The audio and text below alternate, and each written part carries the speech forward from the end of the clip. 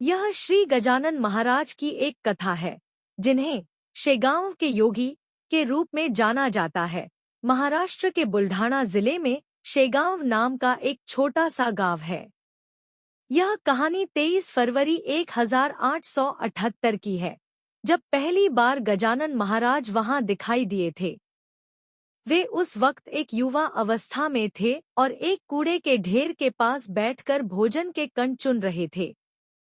देवीदास नाम के एक व्यक्ति ने उन्हें सबसे पहले देखा था।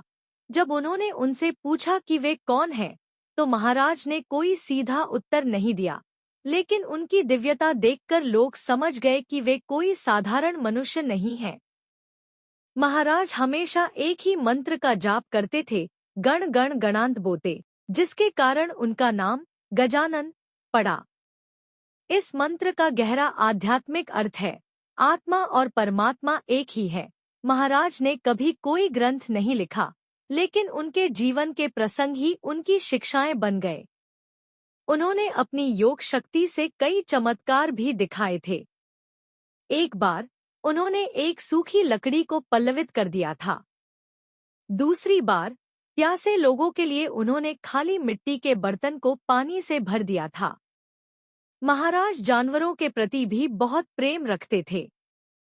वे अक्सर गायों और कुत्तों के साथ देखे जाते थे और मानते थे कि हर जीव में ईश्वर का वास है।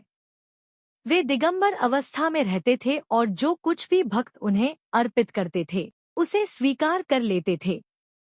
गजानन महाराज ने 8 सितंबर 1910 को शेगांव में सजीव समाधि ली। समाधि लेने से पहले उन्होंने अपने भक्तों से कहा था, मैं कहीं नहीं जा रहा हूँ, मैं हमेशा शेगांव में ही रहूंगा। आज शेगांव में उनका एक भव्य मंदिर और संस्थान है, जो अपनी स्वच्छता, अनुशासन और सामाजिक सेवा के लिए पूरी दुनिया में प्रसिद्ध है। गजानन महाराज की यह कहानी हमें जीवन के कई महत्वपूर्ण सबक सिखाती है, जैसे कि हमेशा प्रेम और करुणा के साथ जीना चाहिए और ईश्वर पर अटूट विश्वास रखना चाहिए।